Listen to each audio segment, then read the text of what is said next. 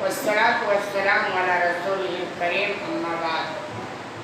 اس سے پہلے والی درس میں حدیث نمبر 2385 کے تعلق سے کچھ باتیں ہوئی تھی۔ اس میں ایک واقعہ ہے کہ لوگ ابو ہریرہ رضی اللہ تعالیٰ عنہ کے تعلق سے کہا کرتے تھے کہ حدیثیں بہت بیان کرتے ہیں، دوسرے لوگ یعنی انصار اور مہاجرین اتنی حدیثیں کیوں نہیں بیان کرتے ہیں؟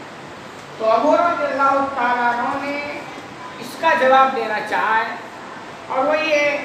کہ بھائی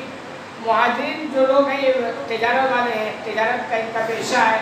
تو اس میں زیادہ مشغول رہتے ہیں، اور انصار بھائیوں کو معاملات جو کھیتی باڑی میں رہتے ہیں ان کے پاس اتنا ٹائم نہیں رہتا ہے، اور میرا معاملہ ہے کہ میرا پیٹ بھر گیا، دنیا میں بھول جاتا ہوں اور اللہ کے رسول صلی اللہ علیہ وسلم کے دربار میں حاضر رہتا ہوں۔ پھر آگے کہتے وقال النبی صلی اللہ علیہ وسلم یوماً غیر سلطہ آدم منکم ثوبہ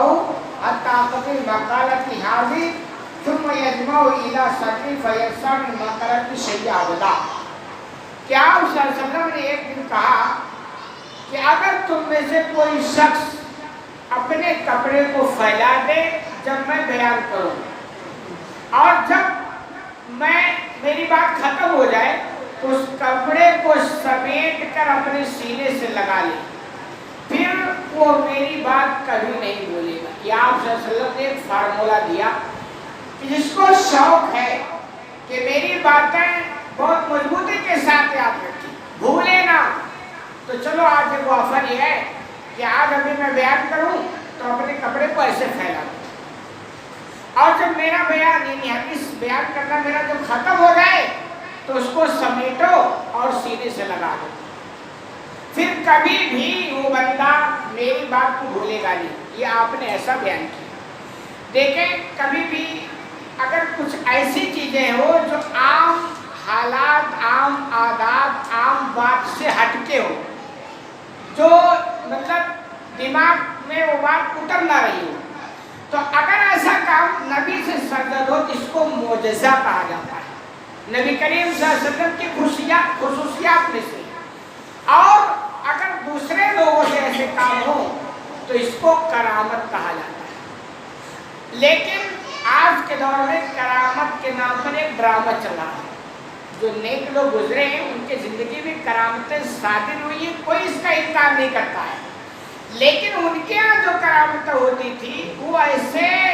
ڈھڈورا نہیں پیٹتے تھے جیسے آپ لوگ کہتے ہیں میں بہت پہنچا ہوا ہوں، وہ چھپانے کی کوشش کرتے ہیں۔ اور اس کے بعد ان بزرگوں کی پہچان کہ ان کی زندگی قرآن و حدیث کے مطابق ہوتی تھی، یعنی یہ کہ کرامت کا ہونا نہ ہونا یہ بزرگی کی پہچان نہیں ہے، بزرگی کی پہچان یہ ہے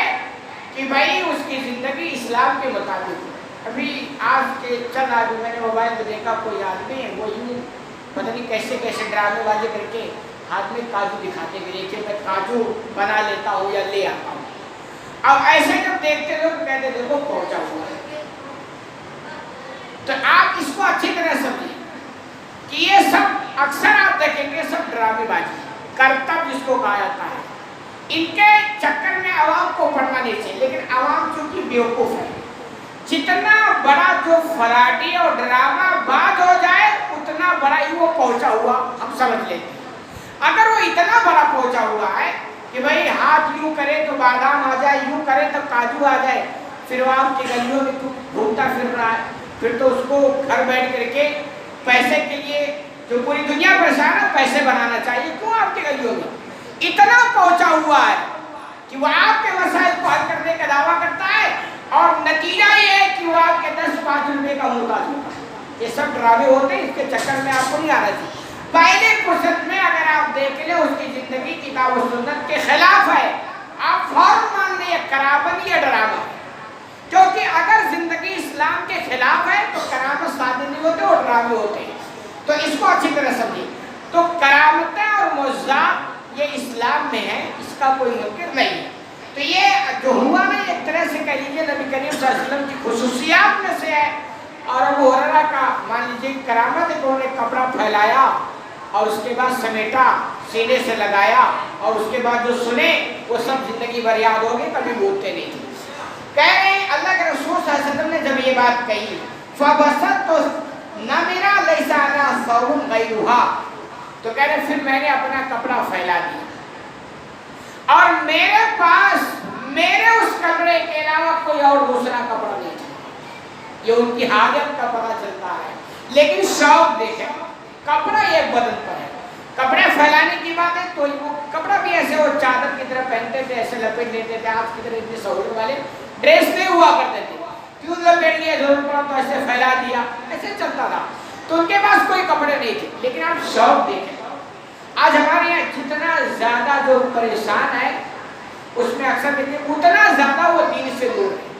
یا جتنا زیادہ جو خوشحال ہے وہ بھی اتنا زیادہ دین سے دور ہے۔ لیکن صحابہ کرام کے معاملہ ایسے نہیں تھے، آپ دیکھیں کتنی تنگ دستی ہے، اور اس کی وجہ یہ ہے نا کہ انہیں ان سے لینا دینا نہیں ہے، ان کے دل میں بس ایک ہی چیز رچ بس گیا تھا کہ نبی کی بات ہمیں یاد کرنی ہے، بس نبی کی حدیث ہمیں سننی ہے، اس کو ضبط کرنا، اس سے یاد کرنا، یہی جذبہ تھا۔ تو کہہ رہے میرے پاس وہ ایک کپڑا تھا، میں نے پھیلا دیا، حتیٰ کہ نبی صلی اللہ علیہ وسلم مقالہ تو ثم جمعت ہوا الی صدری، یہاں تک کہ نبی کریم صلی اللہ علیہ وسلم کی بات جب ختم ہو گئی تو میں نے اس کو یوں اکٹھا کیا اور اپنے سینے سے لگا لیا۔ آپ صلی اللہ علیہ وسلم نے یہی کہا تھا نا یوں کرو تو کبھی بھولو گے نہیں، تو کہہ رہے میں نے ایسے ایسے کیا اور سینے سے لگا لیا۔ فوالذی بعثہ بالحق ما نسیت من مقالۃ تلک الی یوم ھذا، اور اس کے بعد اللہ فرمائے آپ نے کیا کہا تھا کہ جو ایسا کر لے وہ کبھی نہیں بھولے گا۔ ابو ہریرہ کہتے ہیں میں نے ایسا کر لیا، کہہ رہے اس دن سے لے کر آج تک میں نے نبی کی کوئی بات بھولا نہیں، یعنی ضبط ہو گئی۔ تو ایسا کبھی اللہ راستہ دکھاتے، کسی بھی ہوتا نا آدمی کو کوئی کام کرنے کا جذبہ اور شوق ہوتا ہے اور محنت لگن ہوتی ہے، لیکن اس کے سامنے مشکلات ہوتی ہیں، لیکن اگر اس کام میں وہ مخلص ہوتا ہے، اخلاص والا ہوتا ہے، تو پھر آگے چل کر کے آپ دیکھیں گے اللہ اس کے لیے راستہ بالکل آسان کر دیتا ہے۔ تو چونکہ ابو ہریرہ کے دل میں یہ جذبہ تھا، شوق تھا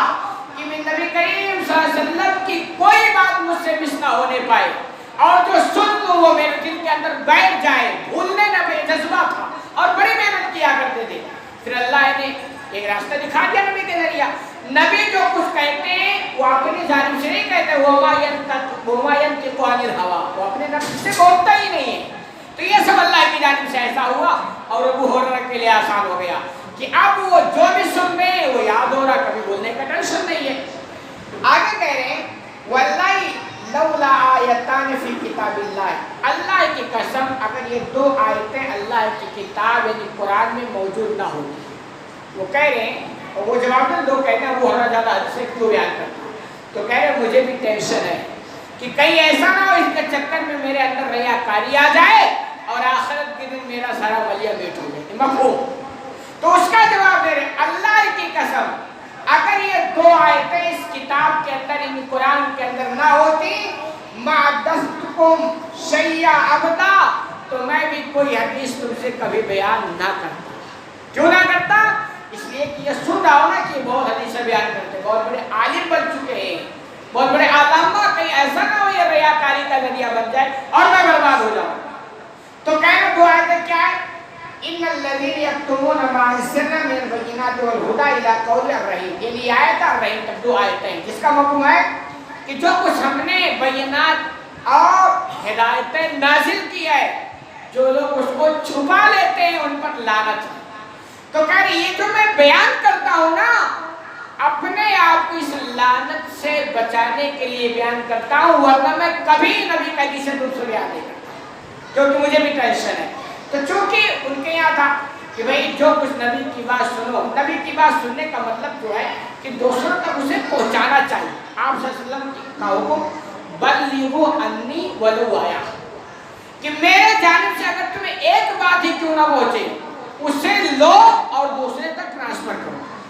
یہ اسلام کا بیسک ہے، اسلام کا تو پرچار کرنا، دوسرے تک پہنچانا ہے نا۔ یہ آج کا ماحول ہے،